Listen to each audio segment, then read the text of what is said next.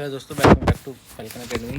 तो आज हम कराने जा रहे हैं आपको रेलवे के अपकमिंग एग्ज़ाम में जो भी हमारे फिज़िक्स के क्वेश्चन पूछे जा सकते हैं उसका बेसिक इंट्रोडक्शन आपको कराने जा रहा हूं मैं आपको यहाँ पर। प्लीज़ वीडियो को केयरफुली देखना।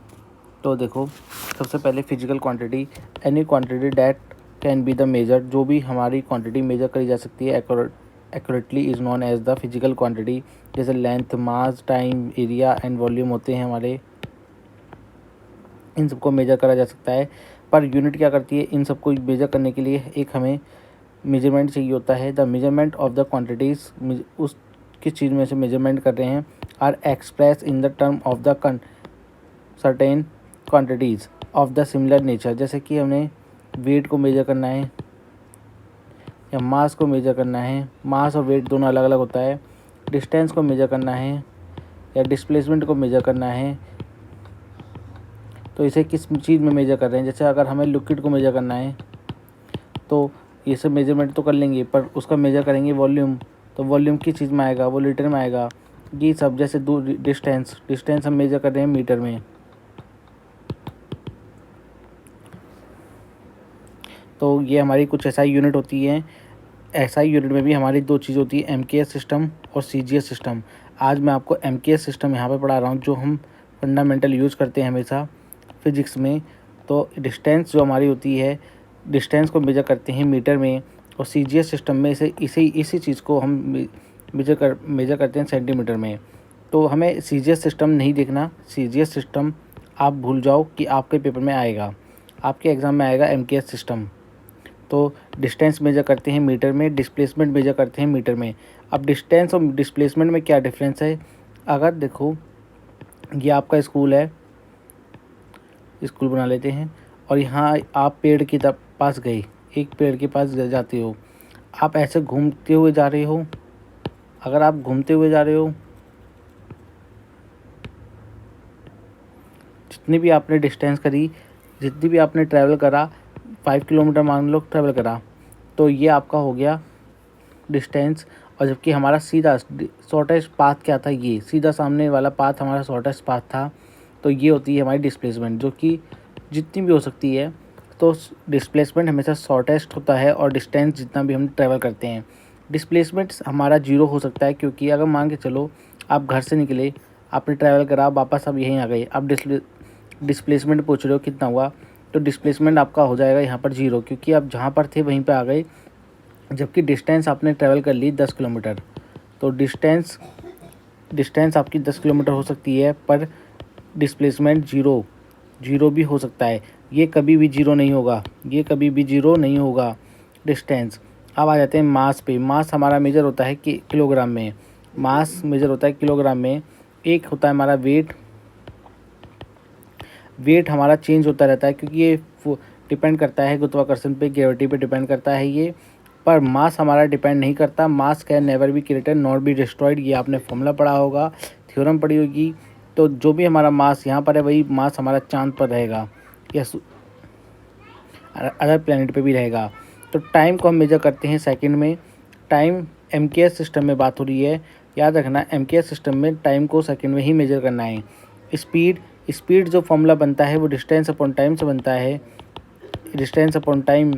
और डिस्टेंस मैं आपको पहले बता चुका हूँ कि डिस्टेंस हम जितना भी ट्रैवल कर रहे हैं वो डिस्टेंस होती है, और डिस्प्लेसमेंट होती है वेलोसिटी। डिस्प्लेसमेंट अपॉन टाइम हमारा बनता है वेलोसिटी। तो डिस्टेंस और डिस्प्लेसमेंट शॉर्टेस्ट पास होता है जितना भी हमने ट्रैवल करा। अब आ जाते हैं उसके बाद डेंसिटी पे। डेंसिटी होता है मास अपॉन वॉल्यूम। जैसे कि एक बूंद आपके पास वाटर की ले लो, और एक बूंद आप हनी की ले लो, तो आपको पता है कि हनी का मास ज़्यादा होगा वाटर के मुकाबले, हनी का मास ज़्यादा होगा वाटर के मुकाबले। तो हनी की डेंसिटी, वॉल्यूम दोनों का सेम है, तो मास ज़्यादा है हनी का, तो वॉल्यूम भी, डेंसिटी भी हनी की ज़्यादा होगी as compare to the volume water, as compare to water. और जब हमारा वॉल्यूम दोनों का सेम है, तो यही चीज़ हमारी डेंसिटी बताती है। अगर अब मैं एक चीज़ ले आऊँ आयरन की, इतनी ही बराबर वॉल्यूम में आयरन की ले आऊँ, तो आयरन की डेंसिटी ज़्यादा हो जाएगी, क्योंकि उसका मास ज़्यादा हो जाता है। तो सेम वॉल्यूम में कोई कितना मास आ जाता है किसी भी क्वांटिटी का, तो वही हमारी डेंसिटी बताती है। इसे हम रो से रिप्रेजेंट करते हैं। ये आप रो देख पा रहे हो, एसआई यूनिट होती है इसकी, एसआई यूनिट होती है रो। और वैसे आप निकालना चाहे फंडामेंटल यूनिट निकालना चाहो तो केजी मीटर क्यूब निकल जाएगी, माइनस क्यू। माइनस कहाँ से आया? अगर आप माइनस नहीं लगाना चाहते तो माइनस ऐसे लिख सकते हो, ये प्लस का। ये बता सकता हूँ कि ये कैसे होता है। देखो, अगर हमारे पास केजी अपॉन में है, ये यूनिट ऊपर जाएगी तो माइनस की बन जाती है। इस प्रकार से ये यूनिटें माइनस की बनती है जब ऊपर जाती हैं। तो वर्क का फॉर्मूला होता है फोर्स इंटू डिस्टेंस, इसे जूल में मेजर करते हैं। पावर का फॉर्मूला वर्क अपॉन टाइम, इसे वाट में मेजर करते हैं। पावर और वर्क की हमने एक सेपरेट वीडियो बना रखी है, आप वो देख सकते हो जाके। एनर्जी का फॉर्मूला होता है पावर इंटू टाइम, जूल में मेजर करते हैं। स्पीड का फॉर्मूला डिस्टेंस अपॉन टाइम, और वेलोसिटी का फॉर्मूला डिस्प्लेसमेंट अपॉन टाइम। ये यहाँ पर आपको क्लियर हो गया जाएगा। मीटर प्रति सेकंड में इन्हें दोनों को मेजर करते हैं। हीट की बारी आती है। Heat is the form of energy, ये एक एनर्जी की फॉर्म होती है। It is responsible for the change करने में in thermal condition of the body. हमारी बॉडी में जो थर्मल कंडीशन है, यानी कि बॉडी ठंडी है गर्म है, ये हीट के कारण ही वो चेंज आएगा। It is defined as the energy flow due to the temperature difference. Energy तभी फ्लो होगी जब टेम्परेचर कहीं डिफरेंस होगा। अगर मान के चलो आपके पास एक आयरन की रॉड है, अगर आप यहाँ पे गर्म कर रहे हो तो यहाँ पर टेम्परेचर जो होगा हमारा फ्लो हो जाएगा, क्योंकि हीट फ्लो होगी।